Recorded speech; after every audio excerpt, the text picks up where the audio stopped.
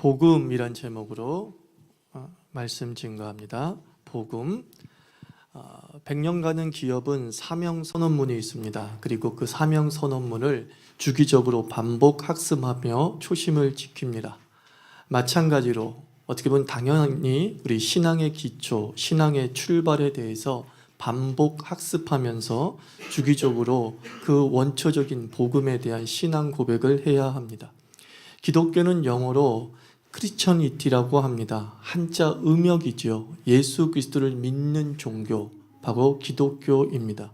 예수 그리스도를 믿음으로 구원받고 영생 얻는 좋은 소식을 복음이라고 합니다.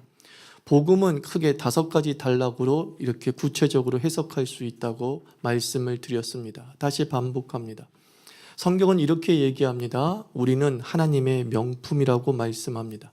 인간은 죽음을 어색해합니다. 죽지 않으려고 발버둥 치거나 죽음을 떠올리지 않으려고 합니다.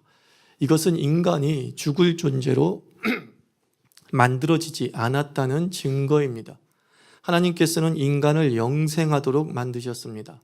하나님께 순종하고 또 하나님과 교제할 수 있는 특권을 가진 존재로 만드셨습니다. 우리는 놀라운 존재입니다. 그래서 하나님은 우리를 보시고 보시기에 심히 좋았다라고 감탄하셨습니다.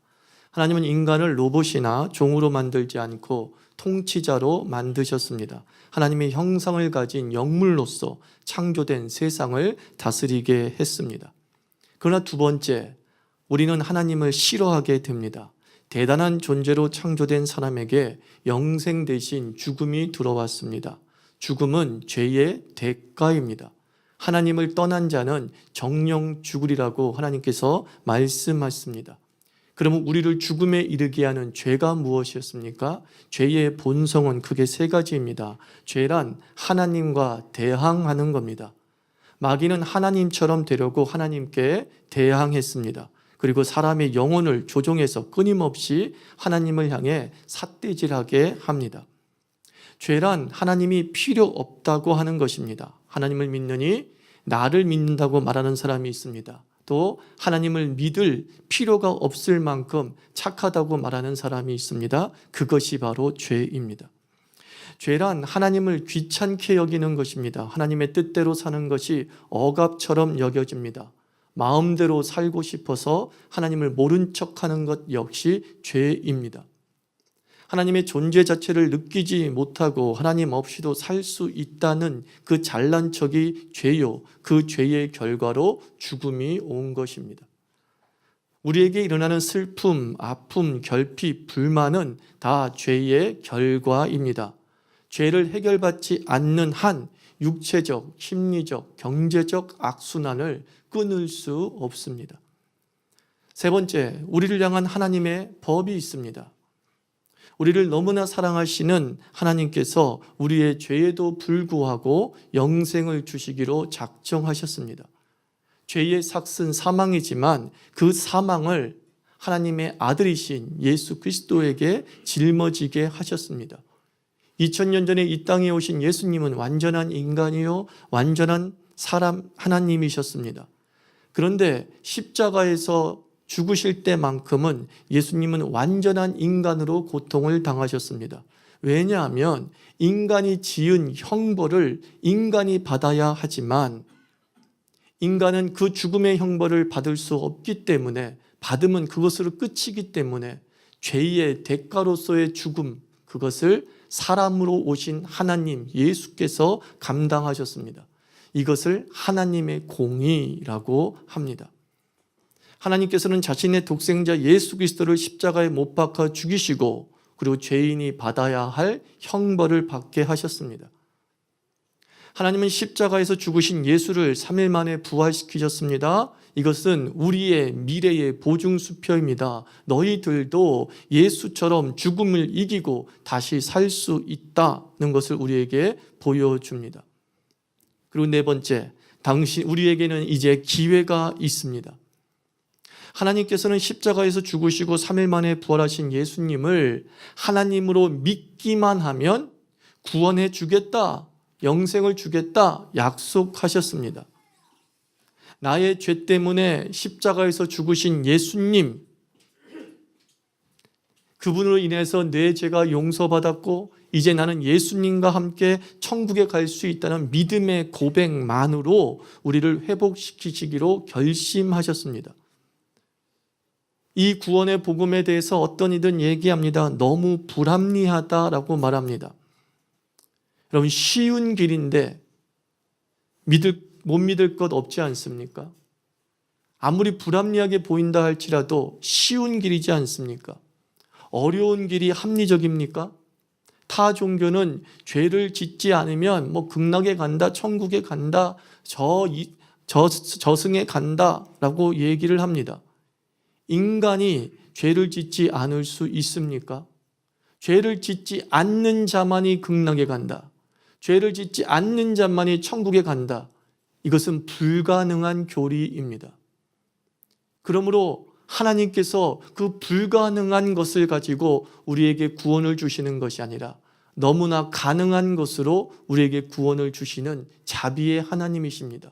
이렇게 얘기합니다. 너희들의 허물에도 불구하고, 너희들의 죄에도 불구하고, 너희들의 모든 악독에도 불구하고 예수 그리스도를 나의 구세주로 믿기만 하면 내가 너희를 나의 자녀 삼고 나와 함께 낙원에 이르리라 라고 말씀했습니다. 이것이 바로 복음입니다. 하나님은 행위가 아니라 오직 믿음으로 구원받도록 했습니다. 예수님 믿기만 하면 우리는 주께서 약속하신 죽음의 형벌을 벗어나 영생하기로 작정한 창조의 원형을 다시 누리게 될 줄 믿습니다. 다섯 번째, 우리가 구원받았다는 증거가 있습니다.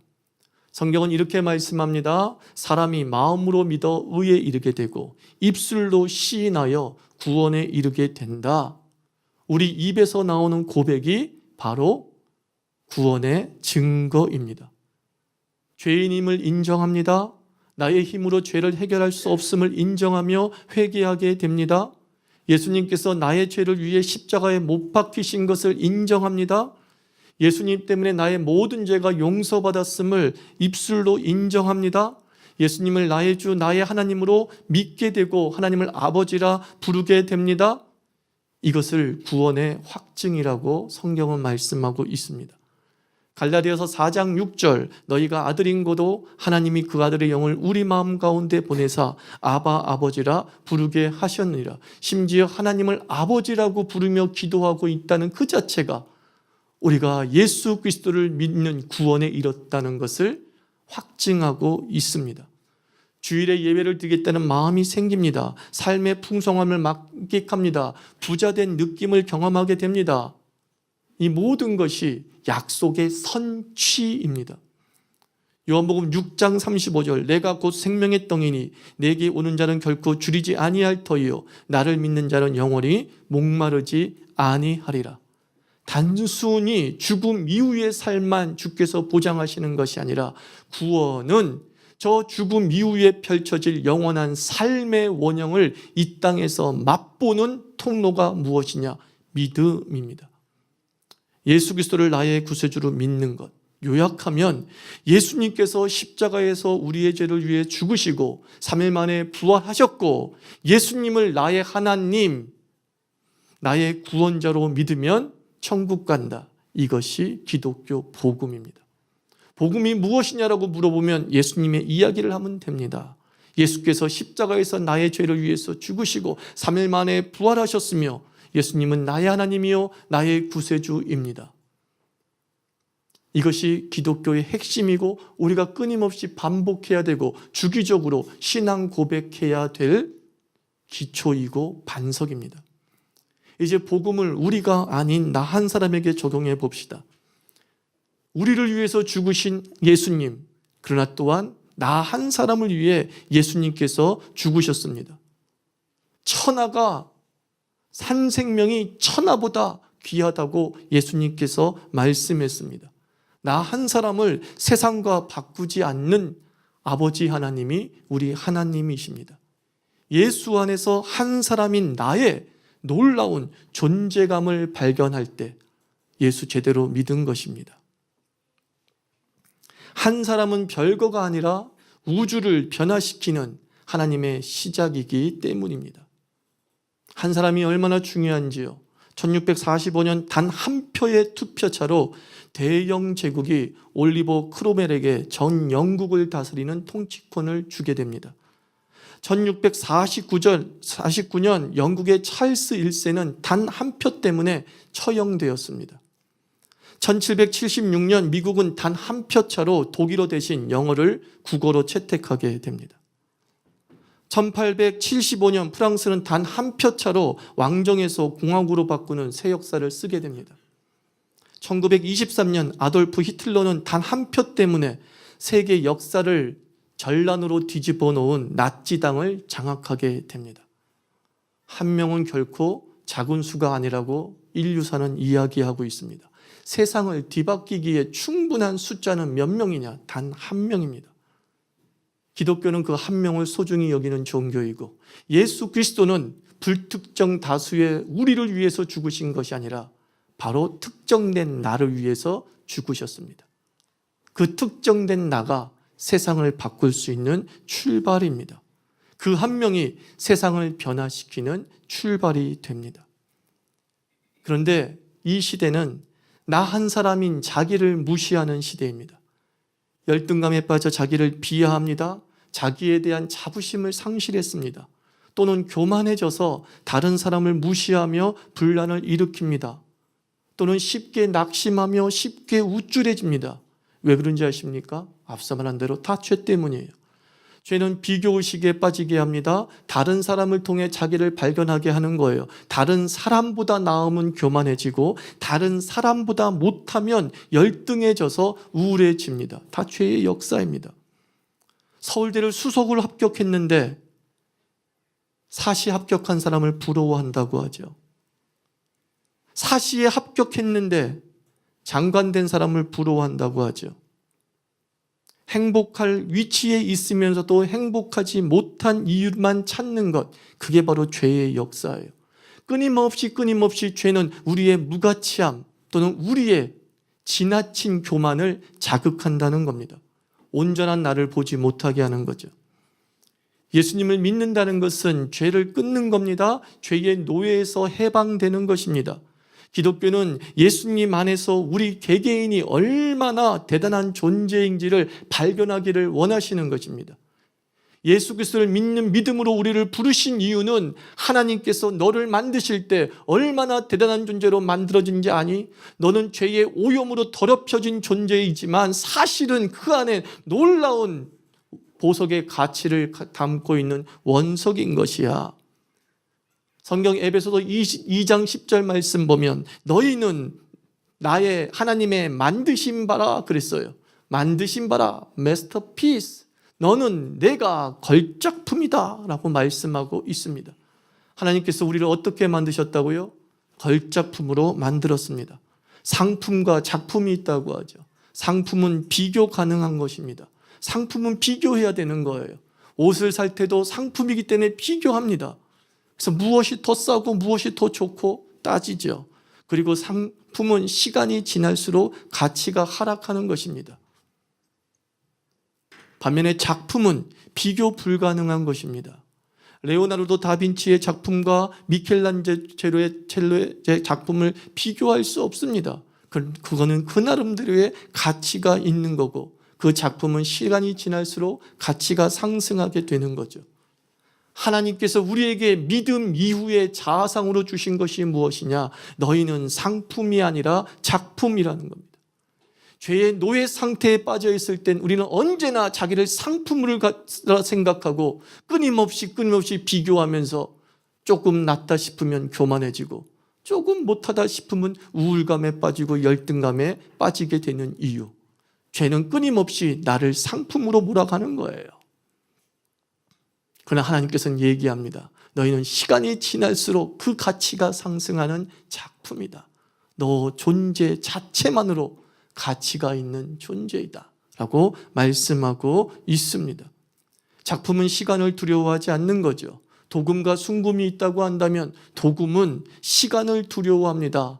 인생, 세상 풍파 속에 그 겉껍질이 벗겨졌을 때에 속 알맹이가 드러날까 두려워서 시간이 흐름을 두려워합니다. 그러나 순금은 시간의 흐름을 두려워하지 않습니다. 시간이 지날수록 그 가치는 더욱 영롱하게 빛날 것이 분명하기 때문입니다. 크리스찬은 나이 듦을 기대한다고 하죠. 나이 들고 싶어 한다고 하죠. 왜 그렇습니까? 오늘보다 내일 더 가치가 있을 것이기 때문입니다. 그래서 바울은 예수 안에서 이렇게 고백하지 않았습니까? 내 겉사람은 날마다 부패하고 썩어져 간다. 그러나 내 속사람은 날마다 새롭도다. 그래서 나이 듦이 기대가 되는 거예요.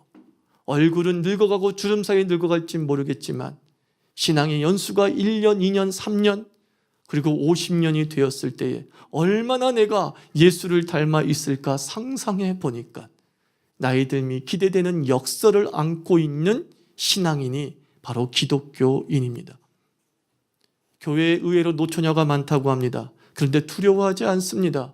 팔려갈 생각을 하지 않는다는 거죠. 상품은 박앤세일합니다. 그러나 작품은 결코 박앤세일할 수 없습니다. 여러분 자신들을 세상에 박앤세일하지 마십시오. 예수 그리스도의 죽으심의 핏값으로 우리를 깎고 다듬어서 다이아몬드의 빛을 나게 했는데 시간이 흐른다고 조급해서 죄의 노예가 되어 옛사람으로 다시 돌아가서 세상에 자기를 박앤세일하지 말라는 거예요.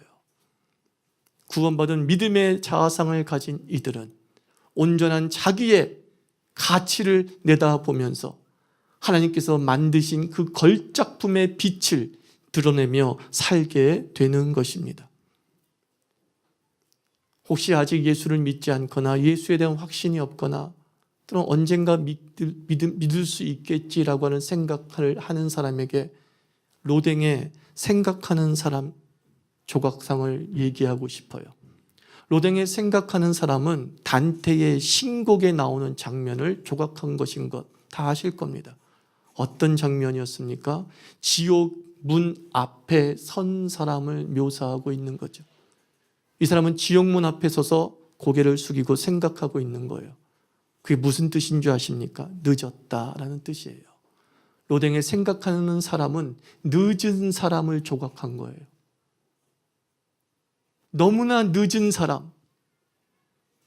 지옥문 앞에서 아무리 생각한들 무슨 소용이 있겠습니까? 지옥문밖에 열리지 않는 거죠. 조기 교육 열풍, 무엇이든지 빨리빨리 가르치려고 하는 시대에 살아가고 있습니다. 속도의 시대가 살아가고 있습니다. 우리 자유교회 교인들 한 사람 한 사람은 신앙의 속도가 빠르기를 축원합니다. 신앙의 조기 교육을 완성하기를 주의 이름으로 축원합니다. 예수를 믿을까 말까 주저하지 말고 믿을까 할 때 즉시 믿는 이 신앙의 속도가 우리를 영광스럽게 만들어 주실 줄 믿습니다. 특별 새벽기도 진행되고 있습니다. 나올까 말까 나올까 말까 나올까에다가 방점을 찍고 바로 나오면 됩니다. 그러나 수많은 변명거리와 이유가 있죠.